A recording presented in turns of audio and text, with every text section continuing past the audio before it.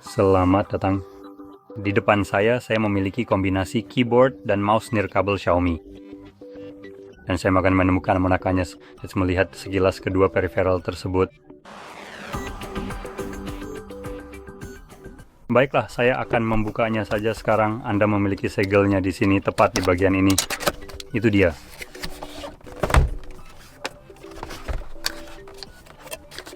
Oh, itu adalah seekor tikus.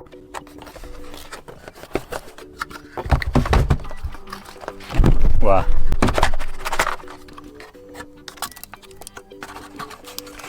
Saya mencoba untuk mendapatkannya, masuk ke sana. Oke. Dan inilah bagian kedua, dan sepertinya itu saja.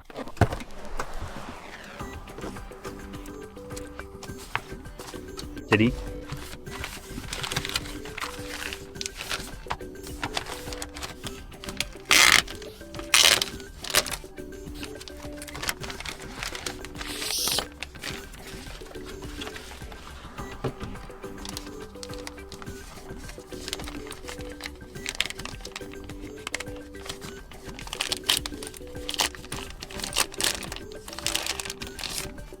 baiklah. Tadi untuk memberi daya pada ini, Anda memerlukan baterai AAA untuk mouse dan disertakan dongle di sini. Jadi juga punya port USB penuh. Kami memiliki tombol hidup dan mati di sini.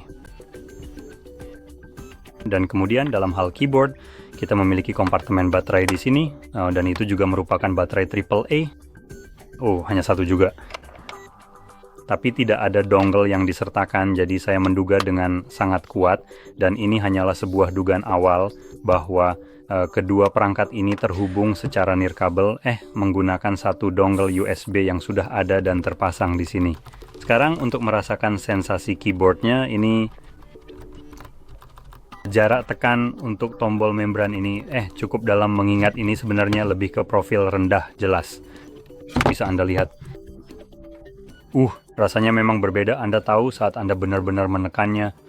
Tekanan dan semacam gaya saat Anda menekannya dan kemudian tombolnya turun itu sangat... Ya, itu buruk. Ini bukan yang terbaik dan juga langsung saja, apakah Anda melihat tombol ini di sini?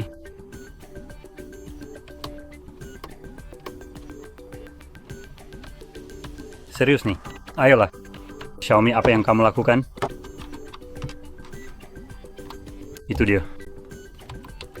Jadi ALT macet tanpa alasan. Mari kita lihat yang lainnya. Secara umum, mereka agak lembek.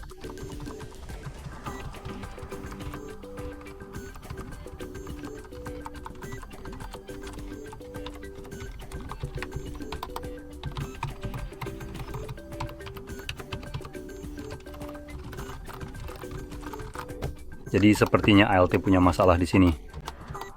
Mungkin ditekan di dalam kotak dan itulah sebabnya seperti ini. Dan kawan, itu macet. Tidak selalu, tetapi... Ayo, itu dia. Itu dia, terjebak lagi.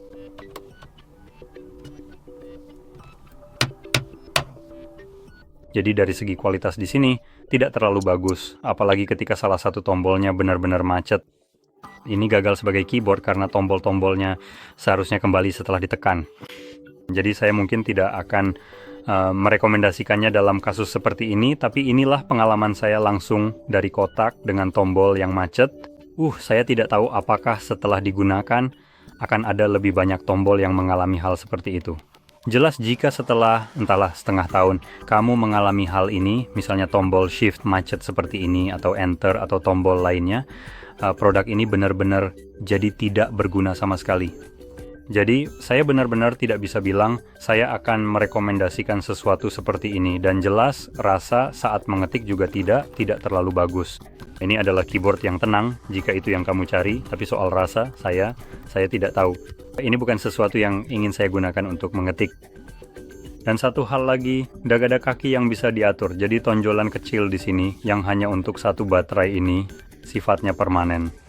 Kamu sama sekali tidak bisa mengaturnya. Tidak ada penyesuaian sama sekali untuk ini. Jadi posisinya Apapun sudutnya, yaitu yang kamu dapatkan dan kamu tidak bisa melakukan apa-apa lagi. Kecuali mungkin kamu punya ponsel, lalu menaruhnya di bawah untuk mendapatkan kemiringan yang lebih tajam. Tapi dari bawaan pabrik yang keyboard ini juga tidak punya fitur penyesuaian. Jadi, ya, dengan itu semua, jika kamu merasa video ini bermanfaat, jangan lupa untuk tekan like dan subscribe. Sebenarnya sebelum saya benar-benar mengakhiri ini, maaf. Saya sama sekali belum membahas tentang mouse-nya. Dan untuk rasa mouse-nya, tombol-tombolnya terasa klik seperti seharusnya pada sebuah mouse. Jadi tidak banyak yang bisa dikeluhkan di sini. Mouse-nya juga pas di tangan saya.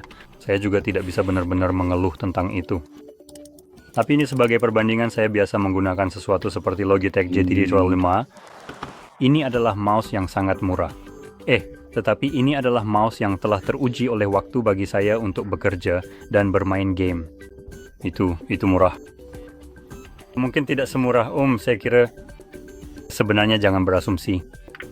Baiklah, mari kita periksa. Jadi ini adalah... Oh benar. Saya punya keyboard yang tidak terpasang. Itu dia. Tunjukkan padaku apa itu. Ini adalah sebuah keyboard dan mouse nirkabel yang sangat canggih dan modern.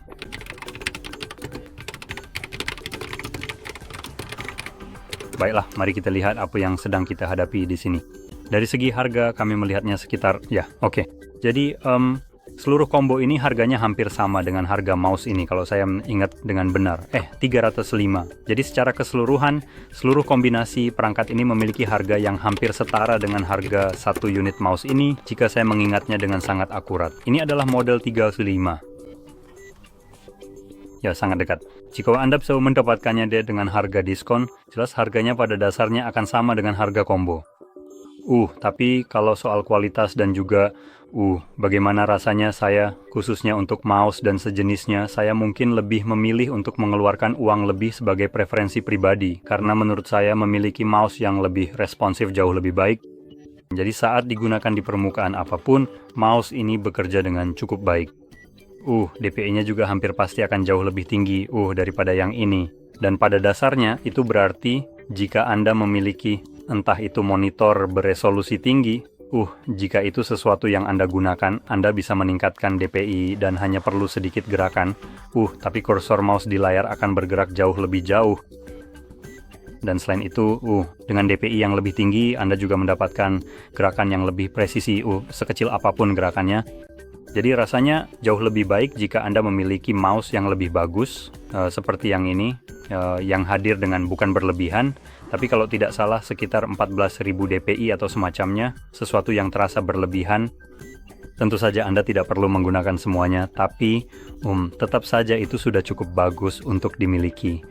Baterai di sini adalah baterai AA yang tahan sangat lama dan juga menggunakan dongle 2,4 GHz untuk menghubungkannya ke komputer Anda, tanpa ada gangguan apapun yang pernah saya alami.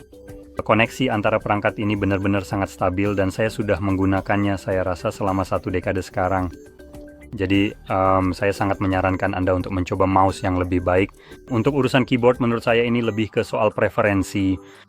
Jika Anda mencari paket combo yang sangat murah yang sudah termasuk mouse dan keyboard, ini mungkin bisa jadi pilihan. Untuk pengalaman menggunakan mouse, saya tidak mengharapkan sesuatu yang istimewa dari produk ini. Untuk pengalaman menggunakan keyboard, saya sudah membahas tentang tombol-tombol yang sudah mulai macet di sini. Jadi itu sudah cukup buruk. Jadi jika itu yang Anda dapatkan dengan harga murah, saya rasa tidak sepadan jika Anda berhemat pada perangkat peripheral PC seperti ini, karena produk-produk seperti ini langsung dari kemasannya, mungkin bukan solusi terbaik yang akan membantu Anda bekerja dengan lebih baik. Jadi mungkin akan lebih menguntungkan jika Anda membeli sesuatu yang lebih baik. Jadi ya semoga penjelasan tadi cukup jelas tentang sudut pandang saya.